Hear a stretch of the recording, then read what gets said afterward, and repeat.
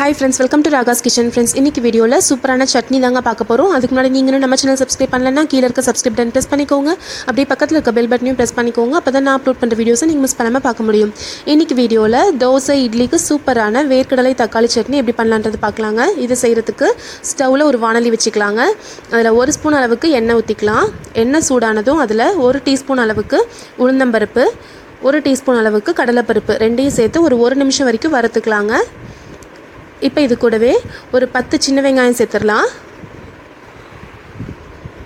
10 சின்ன வெங்காயத்து கூடவே அப்படியே ஒரு 4 பல்லு பூண்டையும் சேர்த்து நல்லா வதக்கிக்கலாங்க. ஃபஸ்ட்டே நம்ம பருப்பை நல்லா வறுத்துட்டோம் அப்படின்னா இது வதங்க இன்னும் கருப்பாக போயிடுங்க. அதனால் 1 நிமிஷத்துலேயே நம்ம இதெல்லாமே சேர்த்துடலாம்.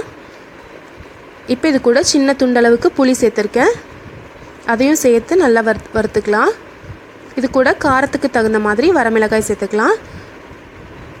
நான் ஒரு 7 மிளகாய் கிட்ட சேர்த்துருக்கேங்க. அப்போ தான் நல்லா காரமாக இருக்கும். கொஞ்சமாக கருவேப்பிலை சேர்த்துடலாம். சேர்த்துட்டு நல்லா வதக்கிக்கலாங்க. இப்போ இது நல்லா வதங்கட்டும். இது கூட நம்ம 2 தக்காளி நறுக்கி வச்சுருக்கிறத சேர்த்துக்க போகிறோங்க. இப்போ நல்லா வதங்கிருச்சு. இப்போ இது கூட 2 தக்காளி நறுக்கி வச்சுருக்கிறத நான் சேர்த்துட்றேன். சேர்த்துட்டு இதுக்கு தேவையான அளவுக்கு கல்லுப்பு சேர்த்துடலாங்க.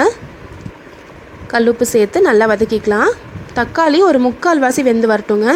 ரொம்ப மசிஞ்ச அளவுக்கு வரணும்னு இல்லை, ஒரு 3/4 வாசி வெந்தாலே போதும். இப்போ நல்லா வதங்கிருச்சு பாருங்கள். இந்த அளவுக்கு வெந்தால் போதும். இப்போ இது கூட 1/2 கப் அளவுக்கு வேர்க்கடலை சேர்த்துடலாங்க. வேர்க்கடலை நான் நல்லா வறுத்துட்டு தோல் எடுத்து வச்சுருக்கேன்.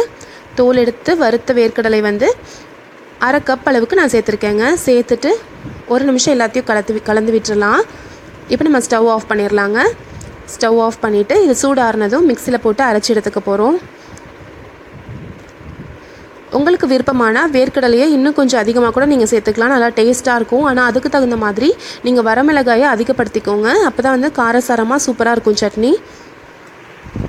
இப்போ நல்லா ஆறிடுச்சு. இப்போ மிக்சி ஜாரில் மாற்றிடலாம். தண்ணி எதுவும் சேர்க்காமல் நல்லா நைஸாக அரைச்சி எடுத்துகிட்டு வந்துடலாங்க. பாருங்கள், இப்போ நல்லா நைஸாக அரைச்சாச்சு. இதை ஒரு பவுலுக்கு மாற்றிடலாம்.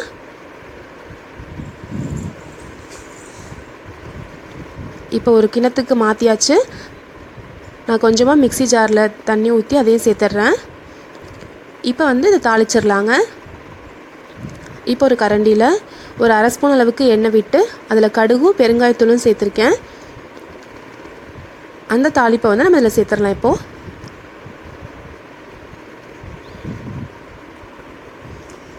சாதாரணமாக இட்லி, தோசை, அடை தோசைக்கு கூட ரொம்ப டேஸ்ட்டாக இருக்குங்க. நீங்கள் இதை ட்ரை பண்ணி பாருங்கள். வேர்க்கடலை சட்னியில் சேர்த்தாலே எல்லாருக்குமே ரொம்ப பிடிச்சிருக்கும். இப்போ நம்ம இதை சர்வ் பண்ணிடலாம். சுவையான வேர்க்கடலை தக்காளி சட்னி ரெடி ஆயிடுச்சுங்க. கண்டிப்பாக ட்ரை பண்ணி பாருங்கள். உங்களுக்கு பிடிச்சிருக்கும்னு நினைக்கிறேன். நான் இன்றைக்கி தோசையோடு சர்வ் பண்ணியிருக்கேங்க. ரொம்ப டேஸ்ட்டாக இருந்துச்சு. கண்டிப்பாக ட்ரை பண்ணி பார்த்துட்டு எப்படி வந்துச்சுன்றதை சொல்லுங்கள். இந்த ரெசிபி உங்களுக்கு பிடிச்சிருந்துச்சுன்னா நம்ம சேனல் ராகாஸ் கிச்சனில் ஒரு லைக் கொடுங்க. ஃப்ரெண்ட்ஸ் கூட ஷேர் பண்ணிக்கோங்க. சப்ஸ்கிரைப் பண்ணி வச்சுக்கோங்க. Thank you.